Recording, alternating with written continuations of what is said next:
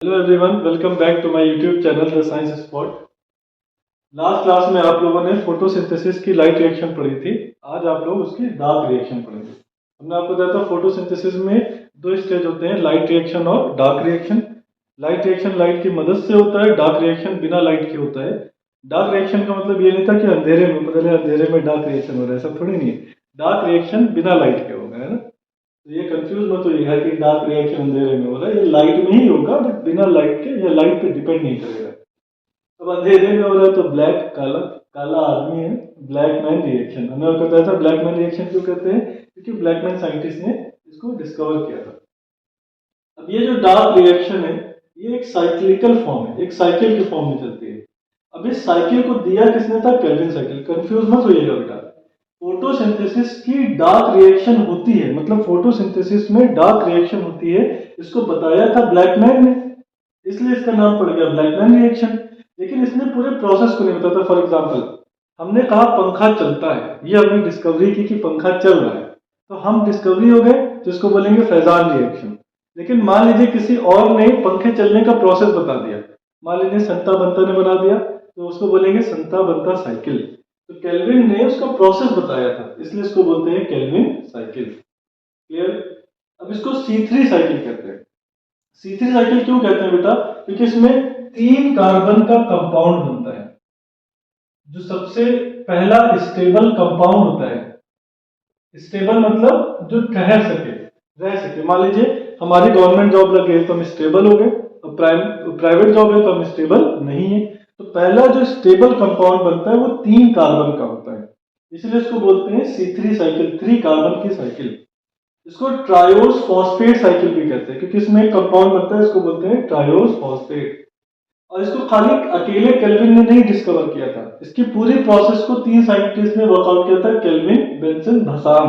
नाम देखिए, बसाम विशुम विशुम, केल्विन, बेंसन, बसाम साइकिल, है ना। तो अब इस केल्विन साइकिल में कैसे डार्क रिएक्शन होती है, कैसे ग्लूकोज बनता है। आपको पता था बेटा कि लाइट रिएक्शन में लाइट एनर्जी को ट्रैप करते हैं, पकड़ते हैं, और एटीपी और NADPH2 बनाते हैं। डार्क रिएक्शन में इन्हीं एटीपी और NADPH2 को यूज करते हैं और क्या बनाते हैं, ग्लूकोज। तब ग्लूकोज कैसे बनेगा वो हम यहाँ पे पढ़ेंगे। तो देखिए होता क्या बेटा, आपको पता है लीफ होती है, लीफ तो होती है। लीफ में क्या होता है, क्लोरोप्लास्ट। क्लोरोप्लास्ट में क्या होता है, क्लोरोफिल, ये ग्रीन कलर देता है प्लांट को।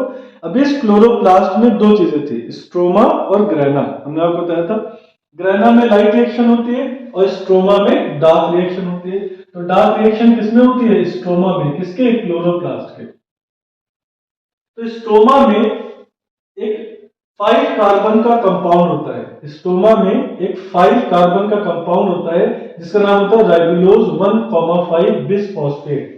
राइबुलोज शुगर, राइबोज शुगर से बना होता है। राइबोज शुगर 5 कार्बन का शुगर होता है। फॉस्फेट ग्रुप किसे बोलते हैं बेटा, PO4 3- को। तो राइबुलोज या राइबोज शुगर से जब दो, बिस मतलब दो, फॉस्फेट ग्रुप जुड़ जाते हैं, तब एक कंपाउंड बनता है राइबुलोज 1,5 बिसफॉस्फेट। 1,5 का मतलब है भाई राइबुलोज 5 कार्बन का शुगर है। तो ये जो फॉस्फेट ग्रुप है, ये पहले और 5वें कार्बन पे जुड़े होते हैं। भाई 5 कार्बन का शुगर है, मान लीजिए 1 2 3 4 5, तो पहले और 5वें कार्बन पे क्या ग्रुप जुड़ा होगा, फॉस्फेट ग्रुप। इसीलिए इसको बोलते हैं राइबुलोज 1,5 बिसफॉस्फेट। तो ये 5 कार्बन का कंपाउंड है। बात समझ में आई बेटा, बोलिए समझ में आई कि नहीं आई, हाँ जोर से बोलो। तो 5 कार्बन का शुगर है बेटा। अब एटमॉस्फेयर से कार्बन डाइऑक्साइड गैस आती है, इस 5 कार्बन से रिएक्ट करती है और एक कंपाउंड बनाती है, फॉस्फोग्लिसरेट या फॉस्फोग्लाइसरिक एसिड।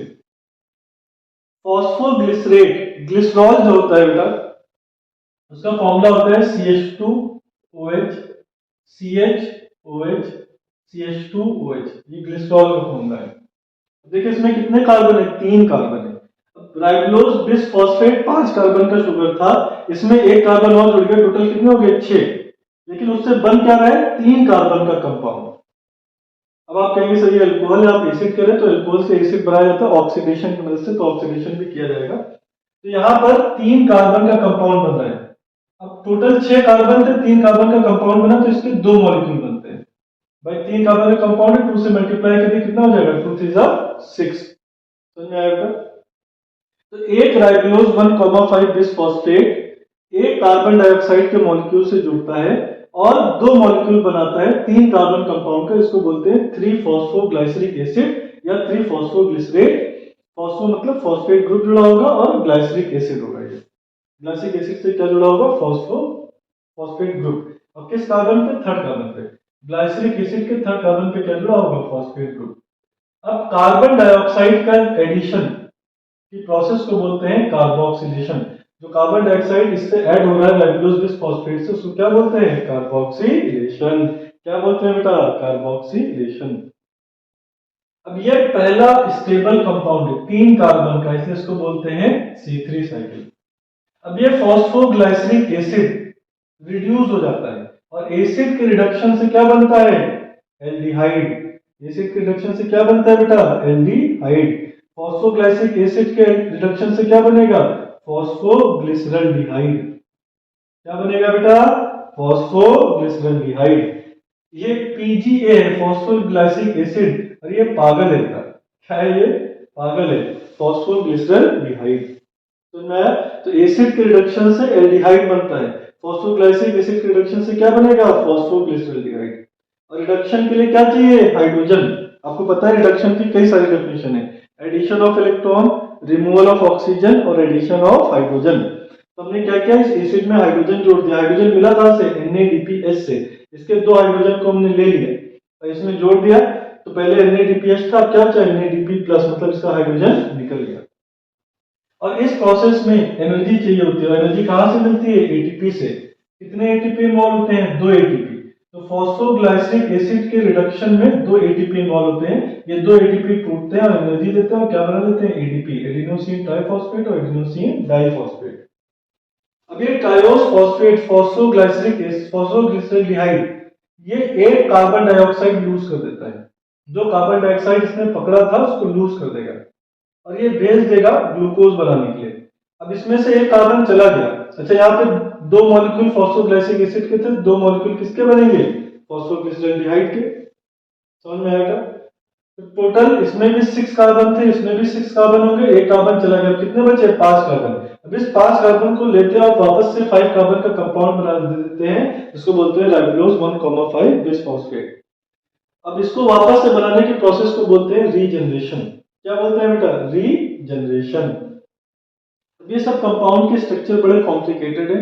आप सब केमिस्ट्री में पढ़ते हैं, अगर बायो में पढ़ाने बैठ जाए तो पूरी रात बीत जाएगी, आपको कुछ समझ में नहीं आएगा। तो आप कुछ चीजें समझिए और कुछ चीजें इंजस्ट करने की कोशिश करिए, क्योंकि ज्यादा डिटेल में पढ़ाएंगे तो सब बाउंस करेगा, वो आपके ना बोर्ड में आता है ना नीट में आता है, इतना ही आपके एग्जाम में आता है। तो फिर से एक बार समझेंगे बेटा। अच्छा, रीजनरेशन में भी एक एटीपी की जरूरत पड़ती है। फिर से समझेंगे।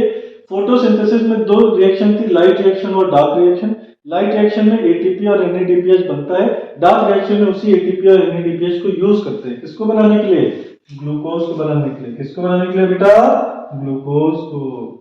ठीक है, तो ग्लूकोज कैसे बनेगा, आपके क्लोरोप्लास्ट के स्ट्रोमा में डार्क रिएक्शन होती है। स्ट्रोमा में एक कंपाउंड होता है 5 कार्बन का, राइबोलोज 1,5 बिसफॉस्फेट।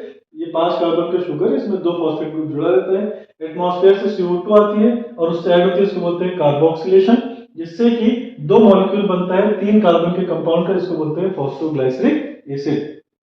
अब इस कंपाउंड को रिड्यूस कर देते हैं, रिडक्शन मतलब हाइड्रोजन जोड़ देते हैं, और रिडक्शन से, एसिड के रिडक्शन से क्या बनता है, एल्डिहाइड, फॉस्फोग्लिसरल्डिहाइड, इसको ट्रायोस फॉस्फेट भी कहते हैं। रिडक्शन के लिए क्या चाहिए, NADPH जो हाइड्रोजन देगा और ATP जो एनर्जी देगा। कितने NADPH चाहिए, 2, और ATP भी कितना चाहिए, 2। उसके बाद इस ट्रायोस फॉस्फेट में से फिर एक CO2 जो ऐड होता है उसको निकाल देते हैं और ग्लूकोज बनाने के लिए भेज देते हैं। अब बचे हुए 5 कार्बन से वापस से क्या बना देते हैं, राइबोलोज 1,5 बिसफॉस्फेट, और वापस से बनाने को बोलते हैं रीजनरेशन। यहाँ भी एक एटीपी खत्म होती है। तो जब एक बार केल्विन साइकिल चलती है बेटा, तो एक CO2 फिक्स किया जाता है। फिक्स मतलब ग्लूकोज बनाने के लिए सटका दिया जाता है। भाई डायरेक्टली हवा से CO2 आएगा तो उससे ग्लूकोज बनाना मुश्किल होगा, उसको पहले पकड़ना पड़ेगा और पकड़ करके बहलाना फुसलाना पड़ेगा कि वो क्या बना दे, ग्लूकोज। तो उसको पहले एक साइकिल में भेजते हैं। तो एक बार जब केल्विन साइकिल चलती है तो एक CO2 को ग्लूकोज बनाने के लिए भेजते हैं, जिसमें 3 ATP खर्च होती है, 2 यहाँ पे, 1 यहाँ पे, और 2 NADPH खर्च होता है। अब हमें ग्लूकोज बनाना है। ग्लूकोज का फॉर्मूला होता है बेटा C6 H12O6। ग्लूकोज का फॉर्मूला क्या होता है? C6H12O6। मतलब यहाँ पे हमें कितने कार्बन चाहिए? 6 कार्बन चाहिए होगा। अब देखेंगे, एक बार जब ये साइकिल चलेगी तो एक CO2 को यूज किया जाएगा ग्लूकोज बनाने के लिए। अब टोटल कितने कार्बन चाहिए ग्लूकोज को बनाने के लिए? 6 कार्बन। एक साइकिल में एक कार्बन फिक्स हो रहा है, फिक्स मतलब इसको यूज किया जा रहा है, तो 6 बार जब साइकिल चलाएंगे बेटा तभी 6 कार्बन फिक्स होगा। तो एक ग्लूकोज बनाने के लिए कितनी टर्न्स चाहिए होते हैं केल्विन साइकिल के? 6 टर्न्स चाहिए होते हैं केल्विन साइकिल के। एक ग्लूकोज बनाने के लिए 6 टर्न चाहिए होते हैं साइकिल के लिए। अगर एक टर्न में 3 एटीपी खर्च हो रही है तो 6 टर्न में कितनी खर्च होगी? 6 3 18 एटीपी। एक टर्न में 2 NADPH खर्च हो रहा है तो 6 टर्न में कितना NADPH खर्च होगा? 6 2 12 NADPH। समझ में आ रहा है क्या? तो ग्लूकोज बनाने के लिए 6 मोल चाहिए कार्बन डाइऑक्साइड के, क्योंकि ग्लूकोज में 6 कार्बन होते हैं। एक साइकिल में एक ही कार्बन डाइऑक्साइड को ग्लूकोज बनाने के लिए भेज सकते हैं, इसलिए 6 बार साइकिल चलाते हैं ताकि 6 कार्बन डाइऑक्साइड जाए और 6 मोल बन जाए, सॉरी 1 मोल बन जाए ग्लूकोज का, जिसमें 6 कार्बन हो। क्लियर? तो होप आप लोग को ये वीडियो समझ में आई होगी। अगर समझ में आई है तो लाइक शेयर और कमेंट करें। जिन्होंने अभी तक मेरे चैनल को सब्सक्राइब नहीं किया है सब्सक्राइब करें और एक दूसरे को सपोर्ट करते रहे, दूसरों को वीडियो सेंड करते रहे। होप आप लोग को मेरी वीडियोस अच्छी लग रही होंगी, है ना? ऐसे ही अच्छे अच्छे वीडियोस आप लोग के लिए आते रहेंगे, बस सपोर्ट करते रहिए। Thank you, bye.